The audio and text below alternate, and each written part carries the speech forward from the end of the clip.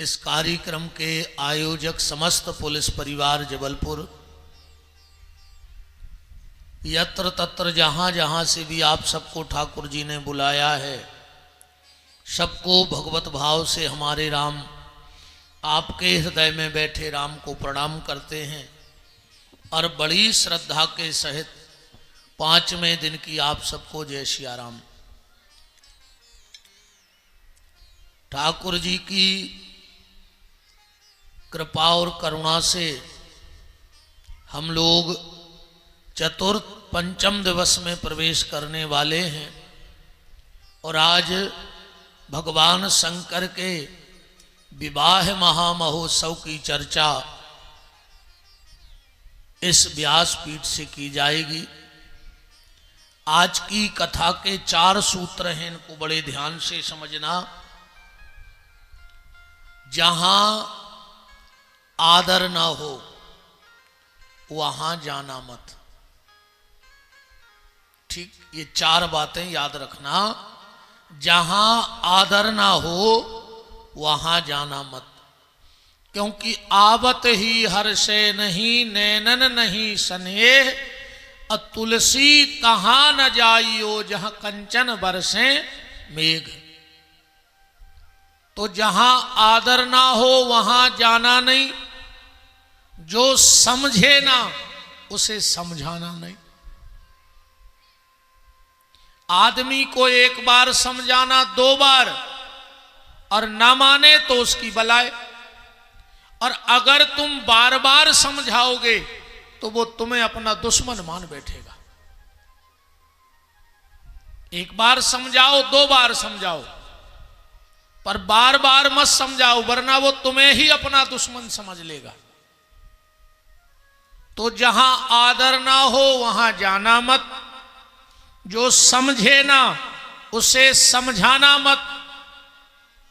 तीसरी बात, जो पचे ना उसे खाना मत। जो ना पचे उसे खाना मत। और जो सत्य बोलने पर रूठ जाए उसे मनाना मत। अगर कोई सत्य बात आप कह रहे हो और कोई तुमसे बुरा मान जाए तो फिर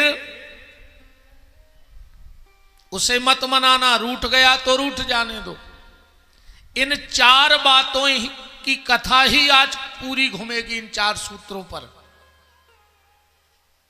जहां आदर ना हो वहां मत जाओ, जो समझे ना उसे मत समझाओ, जो ना पचे उसे मत खाओ, और सत्य पे रूठ जाए तो उसे मत मनाओ।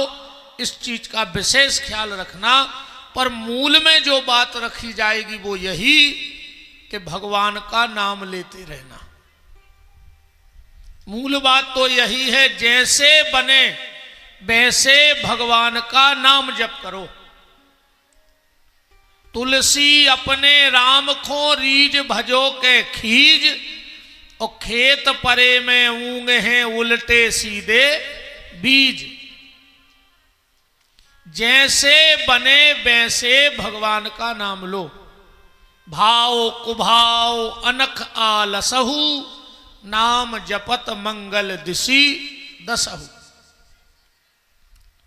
देखो भगवान ने आपसे क्या मांगा है? पैसा मांगा? कितना पैसा होगा जबलपुर वालों के पास? लक्ष्मी उसके पांव दबाती है, तो वो पैसे से तो रीझने वाला है नहीं कि रीझ जाएगा। भगवान ने तुमसे बुद्धि मांगी। हनुमान जी जैसे उसके दरवाजे के चौकीदार हैं, तो वो बुद्धि से भी पकड़ में नहीं आएगा। क्या जाएगा? अच्छा, पहुंच पकड़ से भगवान तुम्हारा हो जाएगा तो दुनिया के सबसे बड़े नेता का नाम है नारद। वो नारद भी वहां 2-2 महीने खड़े रहते हैं पर दर्शन नहीं होते। भगवान ने सिर्फ तुमसे एक चीज मांगी है और वो अगर तुम उसे देते रहे तो तुम्हारा और भगवान का एक नाता बन जाएगा। क्या मांगा है भगवान ने आपसे? भगवान ने आपसे समय मांगा है कि थोड़ा सा समय हमें दिया करो बस। और वही समय हम भगवान को देते नहीं हैं। अच्छा, भगवान ने तुमसे अच्छे में समय मांगा है, इससे अच्छा समय क्या होगा बताओ? कि तुम भगवान की कथा सुन रहे हो, वैशाख का महीना है, शिव महापुराण की कथा सुन रहे हो। भगवान ने कहा हमें थोड़ा सा समय दो अच्छे में, और भगवान कहते जब तुम्हारा बुरा समय आएगा तो फिर हम तुम्हें अच्छा समय देंगे। ये भगवान की प्रतिज्ञा है। पर अगर तुमने भगवान को समय नहीं दिया तो भगवान फिर तुम्हें भी समय नहीं देगा। ये कथा सुनना, ये कथा कराना, ये दान देना, या मंदिर जाना, या घर में पूजा करना, ये क्या है? कोई तुमसे पूछे वहां 3 घंटे जाके बैठते हो, क्या मिला? तो आप बता तो पाओगे नहीं कि ये मिला। पर अब बता देना कि हम 3 घंटे कथा में जाते हैं, 10 मिनट को मंदिर जाते हैं, 5 मिनट को घर में पूजन करते हैं, तो हमें क्या मिलेगा? ये बताना अब आज के बाद। उदाहरण ऐसे समझ लो, हम मोबाइल में अलार्म लगाते हैं, पर जिस वक्त हम मोबाइल में अलार्म लगाते हैं उस वक्त अलार्म बजता नहीं है। कि बजता है? नहीं बजता। पर जिस वक्त का लगाया है उस वक्त जरूर बजेगा, क्योंकि हम तो भूल जाएंगे। और अलार्म लगाया भी इसीलिए जाता है कि हम भूल जाते हैं। याद रहे तो अलार्म की जरूरत क्या है? कई बार हमें कहीं जाना है अब जल्दी, तो अलार्म लगा के सो जाते हैं।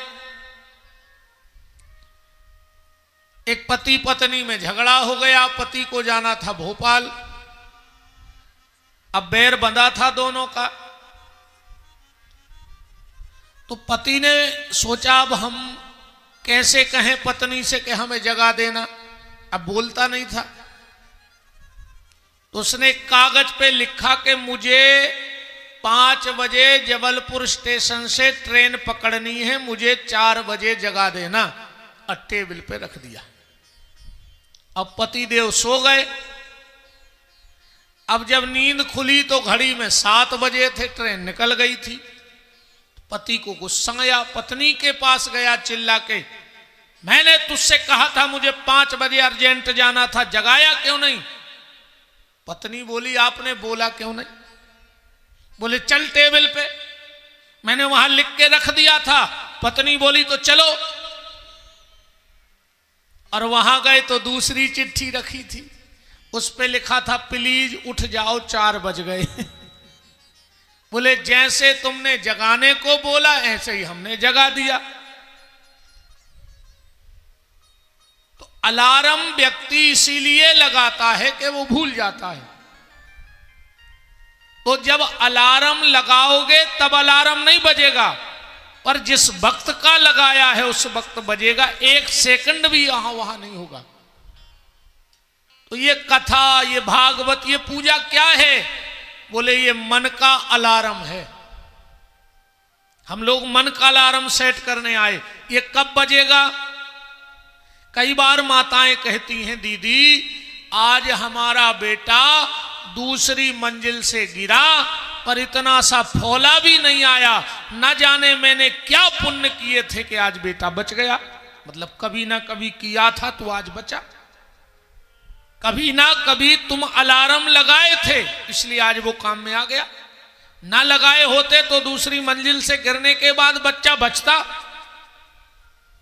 कई बार हम लोग कहते आज तो भैया बिल्कुल ट्रक के सामने आते आते बच गए, न जाने कौन पुण्य था कि लौट के घर आ गए। तो पुण्य तो था तब तो बच गए। एक गाड़ी पलट जाती है, उसमें 8 आदमी सवार हैं, 7 मर गए, 1 बच गया, उसे किसी ने बचाया? पैसे ने? किसी पहुंच पकड़ ने? परिवार वाले ने? नहीं, उसके सत्कर्मों ने उसे बचा लिया। इसीलिए 24 घंटे में ज्यादा ना हो तो 5 मिनट का अलार्म मन में रोज सेट किया करो। 5 मिनट तो कम से कम भगवान को दो, हाथ जोड़। अरे ज्यादा ना बने तो इतना ही कर लो। जब भी स्नान करो और जहां भगवान रखे हो, और अगर घर में भगवान ना रखे हो तो ये 500 रुपए हमसे ले जाओ, पेट्रोल ले लेना 5 लीटर और घर में आग लगा देना। अगर तुम्हारे घर में ठाकुर जी ना हो तो घर में आग लगा दो। काय को जी रहे हो राक्षस? छोटे से भले हो पर ठाकुर जी हो घर में। अपने घर में ठाकुर जी रखो। आपको जो अच्छे लगे, भोलेनाथ, माता, बांके बिहारी, हमारे राम, जो अच्छे लगे, पर घर में ठाकुर जी का स्थान बनाओ। अब 3 चीजें तो कर ही लो। घर में तुलसी की क्यारी बनाओ। चाहे इतने से डिब्बे में तुलसी रखो, पर रखो, क्योंकि जिसके घर में तुलसी ना हो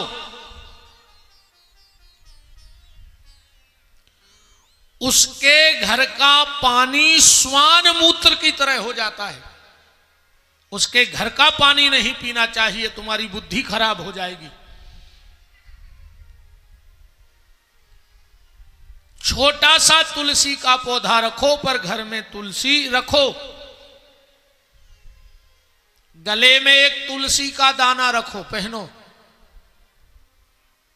एक तुलसी का दाना पहनो, पर पहनो। कई लोग कहते माताओं को कंठी तुलसी नहीं धारण करनी चाहिए। कहां लिखा है? कहां लिखा है कि माताएं तुलसी ना पहने?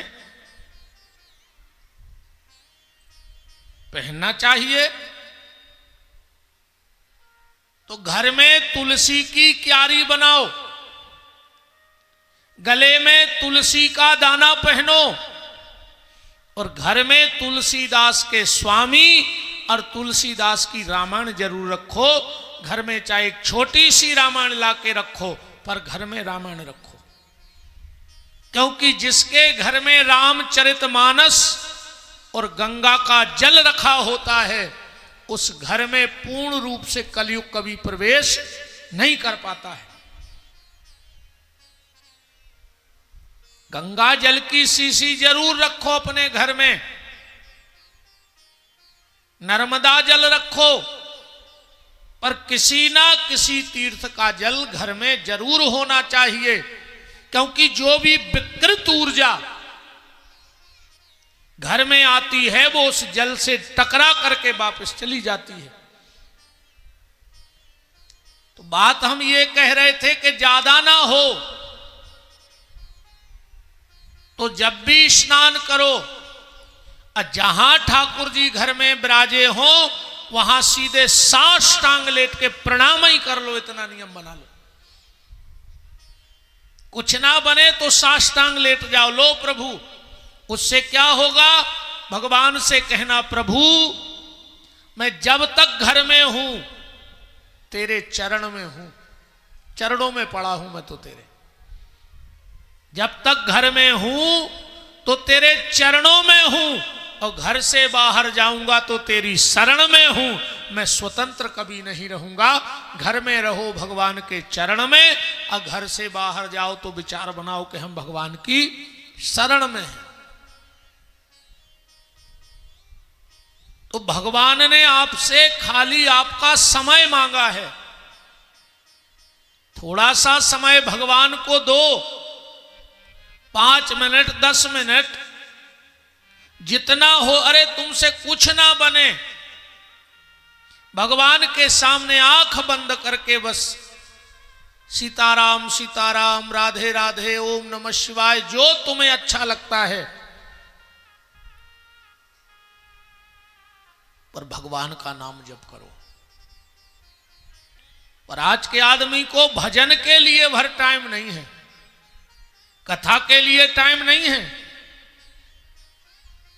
मैं गारंटी ले रहा हूं, चाहे जबलपुर हो, चाहे सागर हो, चाहे दुनिया का कोई शहर हो, यहां कथा में लोग निकल नहीं रहे हैं। और आज शाम को एक माइक घुमवा दो कि कल यहां भंडारा है,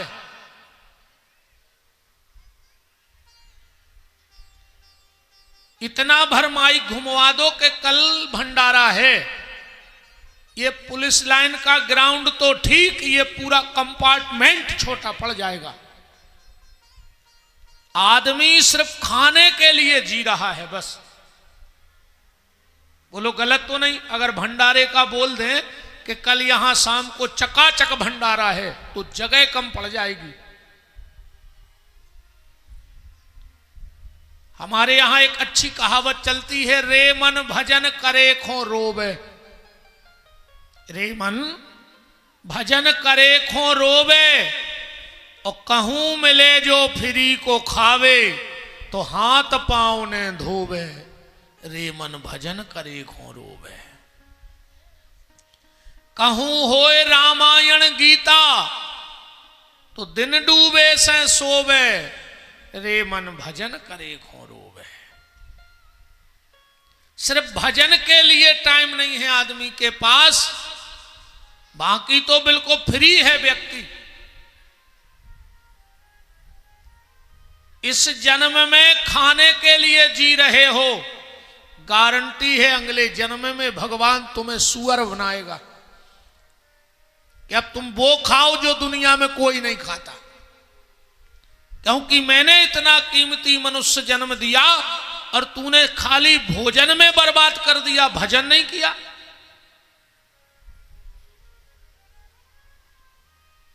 बहुत चिंतनीय बात है। समय दो भगवान को। कई आदमी कहता वो तो को जा रहा हूं पंडाल में 2 घंटा बैठवे। भगवान कहते रुक जा, हम तुम्हें महीना भर अस्पताल में बैठा रहे हैं। महीना भर अस्पताल में बैठो, और धन भी जे है, अकम ज्यादा रोग होगा तो तन भी जे है, मर जाओ। पर नहीं निकलते लोग, भजन के लिए भर टाइम नहीं है। बाकी तो और जिनको लगन लगी है वो बैठे हैं।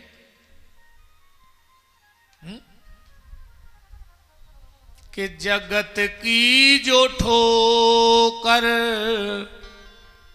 खाई न होती, जगत की जो ठोकर खाई न होती, जगत की जो ठोकर खाई न होती, जगत की जो ठोकर खाई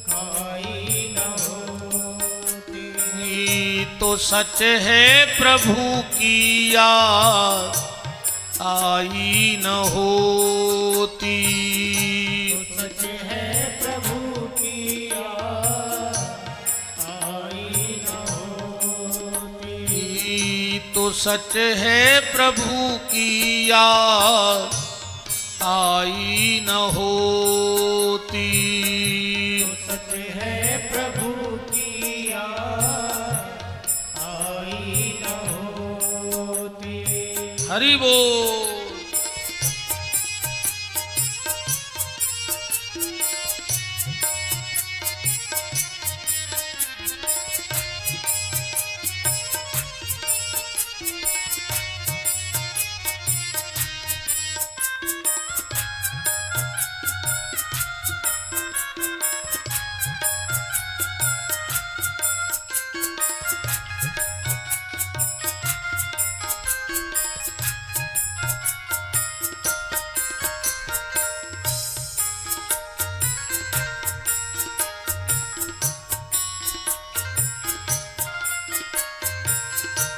सच है प्रभु की याद आई न होती। सच है प्रभु की याद आई न होती। न दिखते जगत के विविध रंग न्यारे, दिखते जगत के विविध रंग न्यारे। न लगते कभी प्रभु प्राणों से प्यारे। लगते कभी प्रभु प्राणों से प्यारे। दिल की लगी जो मिटाई न होती। दिल की लगी जो मिटाई न होती। तो सच है प्रभु की याद आई न होती। सच है प्रभु की याद आई न होती। जगत की जो ठोकर खाई न होती। जगत की जो ठोकर खाई न होती। तो सच है प्रभु की याद आई न होती। सच है प्रभु की याद आई न होती। थोड़ा सा समय अपने जीवन में निकाल करके भगवत भजन के लिए जरूर निकालो। सुबह उठ करके मंजन जरूरी है कि नहीं है?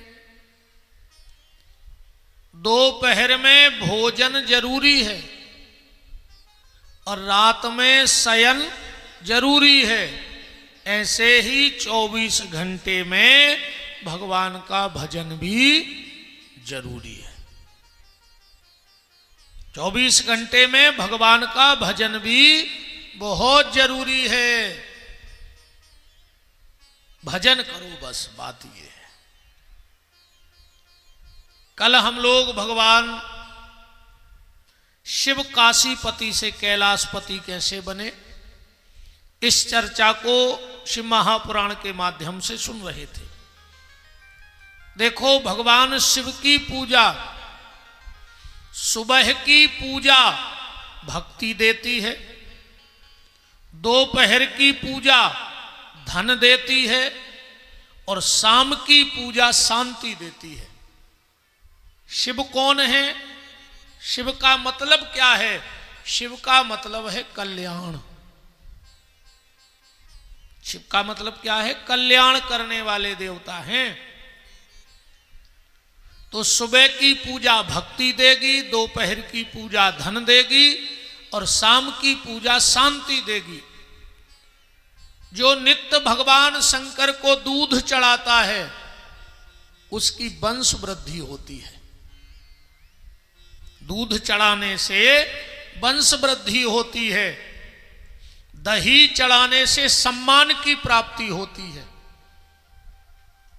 जिनके घर में नित्य भगवान शिव को दही चढ़ाया जाए उनके परिवार में कोई कलंक नहीं लगता उनके जीवन में।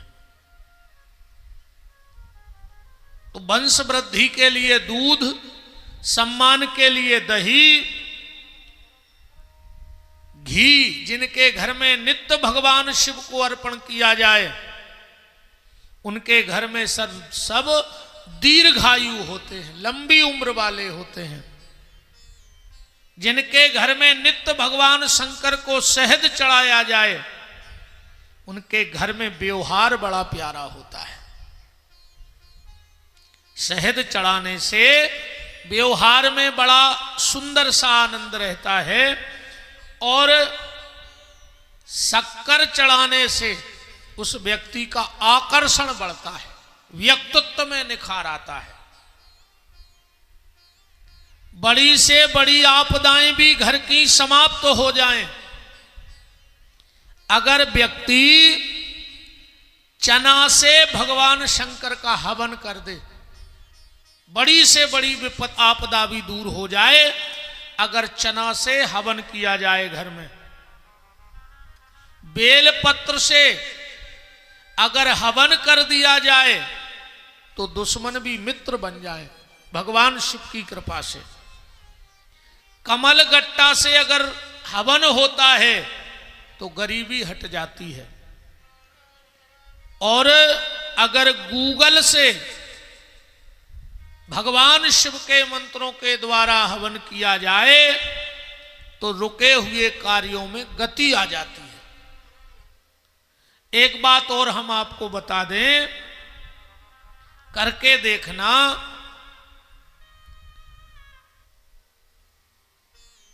आपके घर में ठाकुर जी रखे हों,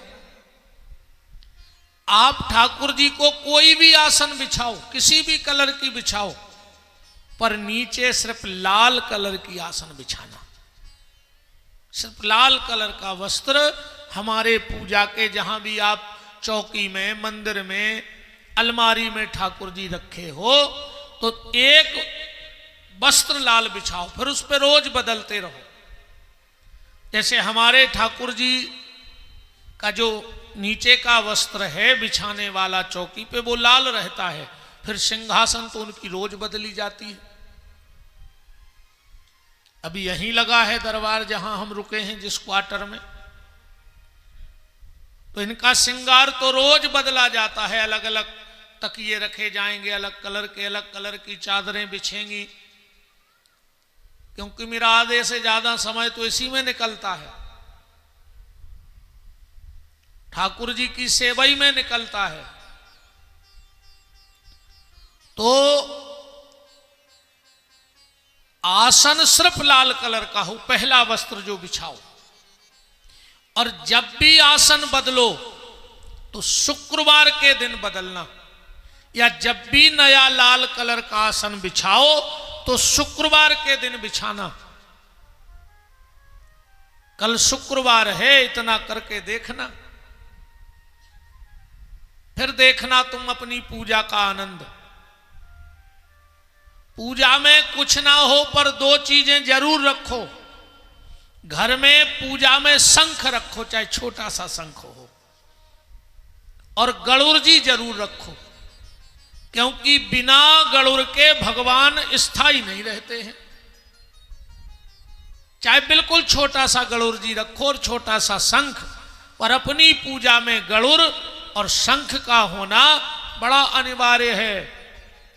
जहां तक गणुर की आवाज और शंख की आवाज जाती है, वहां तक किसी प्रकार की कोई दुष्ट वृत्ति का निवास नहीं होता। और एक बात और सुन लो, घर में जितनी भी आप आरती करते हो, पूजा करते हो, गुरु मंत्र और अपना मंत्र छोड़ करके आरती थोड़ा तेज स्वर में किया करो, क्योंकि वो आवाज तुम्हारे पूरे मकान में घूम जाए तुम्हारी भगवान के नाम की। राम रक्षा स्तोत्र मंत्र में आया है, पढ़ लेना। तर्जनम यमदूतानाम राम रामेति गर्जनम, भर्जनम भव भीजानाम मर्जनम सुख संपदाम, तर्जनम यमदूतानाम राम रामेति गर्जनम। जहां तक भगवान के नाम की गर्जना होती है, वहां तक किसी प्रकार का कोई उपद्रव नहीं होता है। इसलिए आरती जरा जोर से गाया करो, पूरे घर में उसके वाइब्रेशन फैल जाएं। देखो, वाइब्रेशन का तो खेल है। हम किसी मंदिर में जाते हैं तो कितनी शांति मिलती है, किसी किसी के घर में भी बड़ा अच्छा लगता है। ऐसा लगता कि यहां और बैठ जाएं, थोड़ा और इसके यहां रुकें। और किसी किसी के घर में देहरी के भीतर पांव रखो और ऐसी घुटन होती है, ऐसा लगता कब इसके घर से भाग जाए। ये आप लोगों को भी अनुभव होता होगा। किसी किसी व्यक्ति के पास ऐसा लगता बहुत बैठे, इससे बात करें, और कोई कोई ऐसा लगता भगवान या तो ये भग जाए या मुझे कोई काम आ जाए। ये क्या है? शरीर तो वही हाड़ मांस का पिंजरा है, पर किसी के पास बैठने में बड़ा अच्छा अनुभव होता है, क्योंकि उसके पास भजन का वाइब्रेशन है, इसलिए लगता कि हमसे बात करें, हमारे पास बैठें। कई बार हम लोग देखते हैं, हम किसी साधु संत महात्मा के पास जाएं, कहो वो बिल्कुल ना बोले हमसे, पर हमें उनके पास बैठने में अच्छा लगेगा कि चलो हम तो बैठे हैं, बिल्कुल ना बोले, कोई दिक्कत नहीं। क्या है? ये वाइब्रेशन का खेल है, ऊर्जा। तो भगवान का नाम जोर जोर से लिया करो। कभी कभार महीने 15 दिन में एक आध बार घर में सुंदरकांड का पाठ कर लिया करो। अगर कोई विकृत ऊर्जा अपना डेरा जमाना भी चाहेगी तो सुंदरकांड के पाठ से वो दूर हो जाएगी। तो शंख और गणुर जी पूजा में होना अनिवार्य है। अब एक बात और सुन लो, हम सनातन धर्मी हैं, और अगर कोई हमसे ये पूछ ले कि सनातन धर्म के वे कौन से देवता हैं जिनकी पूजा हर सनातन धर्मी के घर में रोज होनी चाहिए,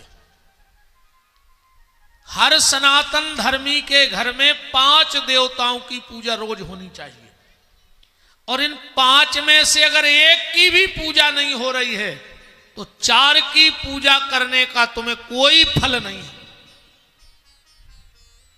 हर व्यक्ति को इन पंचदेव पूजन करना चाहिए, और इनमें से एक की भी पूजा नहीं करोगे तो 4 की पूजा का तुम्हें कोई फल मिलने वाला नहीं है। अब ये पंचदेव कौन है? पंचदेव वो कहलाते हैं, ध्यान से सुनना, जिनका पिंडी में भी पूजा हो जाए और जिनकी मूर्ति में भी पूजा हो जाए, वो कहलाते हैं पंचदेव। अब हम आपको 5 देवता ऐसे गिना रहे हैं जिनकी मूर्ति में भी पूजा होती है और जिनकी पिंडी में भी पूजा होती है। छठवां कोई आपको आवे तो हाथ उठाना। 5 हम गिनवा रहे क्योंकि 5 हैं, अब छठवां कोई हो तो तुम बताना।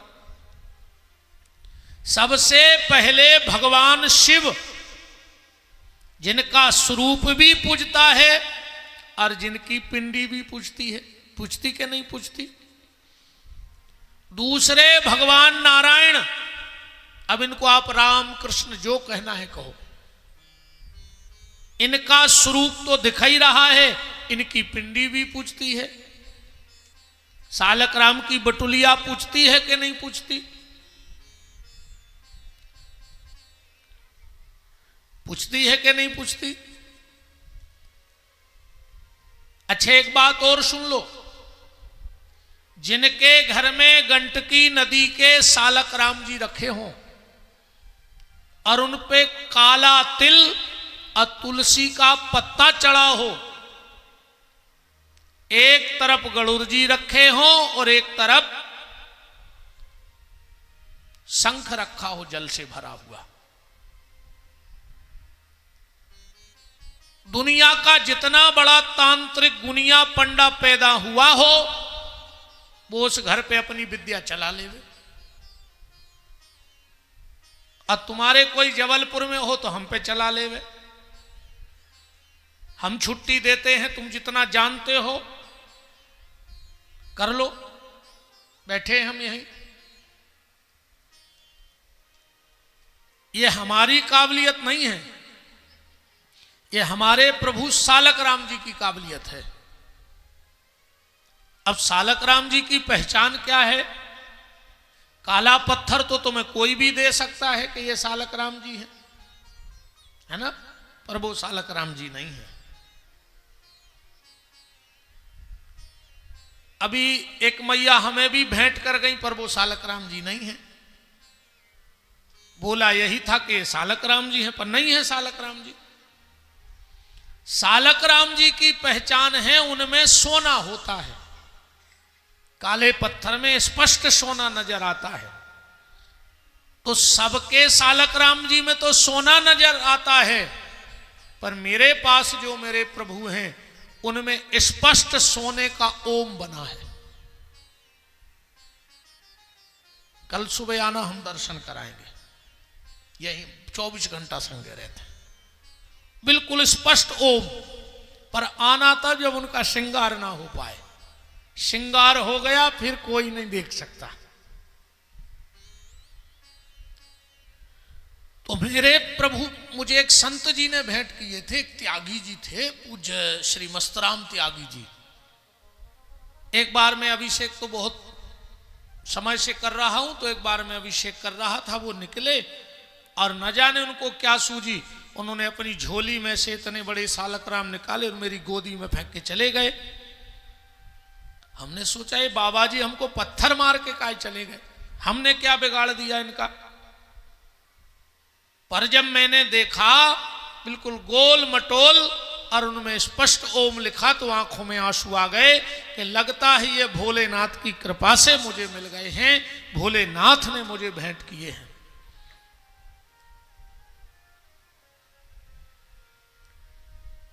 तो पंचदेव पूजा की चर्चा मैं आपसे कर रहा हूं।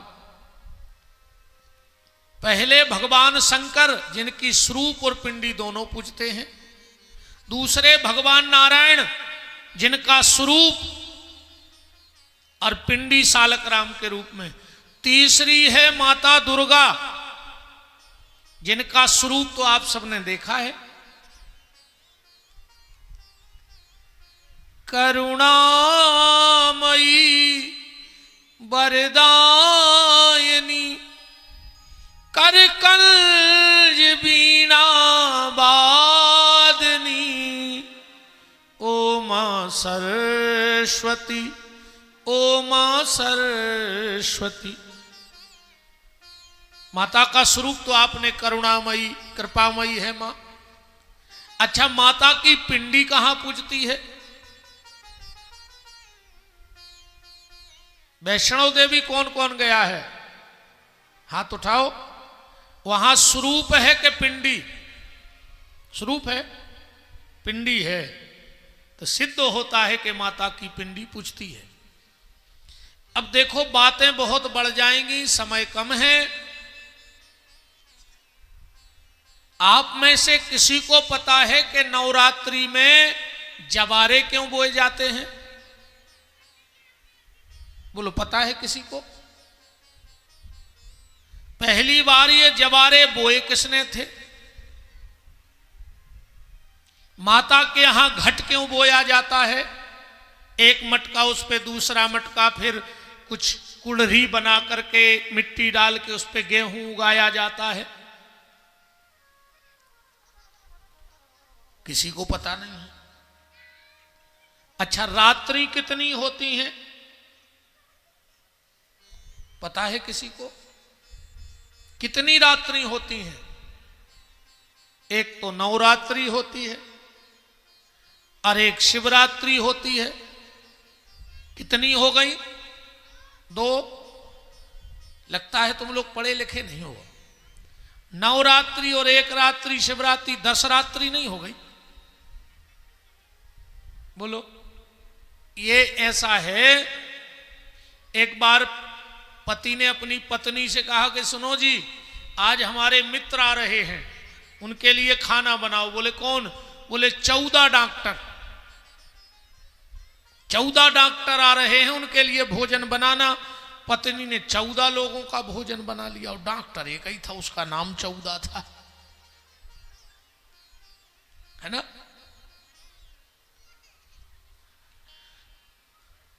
दो रात्रि है तो हंसी मजाक वाली बातें हैं। 2 रात्रि हो गई, एक नवरात्रि और एक शिवरात्रि। एक रात्रि और होती है, वो होती है मोह रात्रि। एक मोह रात्रि होती है, उस मोह की निद्रा में हम सब लोग सो रहे हैं। एक रात्रि और होती है, ये बड़ी भयानक रात्रि होती है।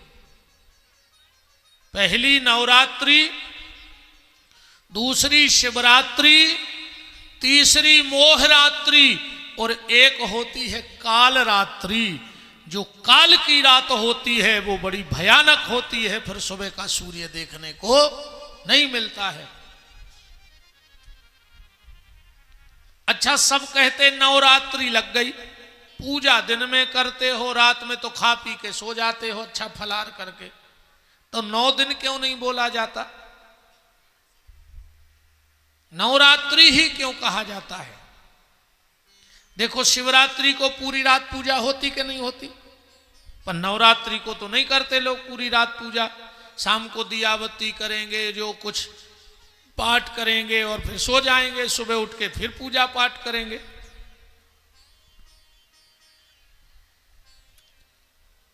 अब ये सब तो छोड़ दो, तुम तो ये सुन लो कि नवरात्रि के जबारों का क्या करना चाहिए। इस बार करके देखना, अभी जो कुंवार की नवरात्रि आए उसमें कहीं से भी थोड़ा से जबारे रख लेना, एक कागज में लपेट के रख लेना, और दीपावली के दिन लक्ष्मी जी को चढ़ा के देखना, फिर आपको पता लगेगा कि माता की कृपा क्या होती है। दीपावली की रात्रि में माता को चढ़ाना, फिर देखना आप, इस साल का देखना और फिर अगली साल का जीवन देखना।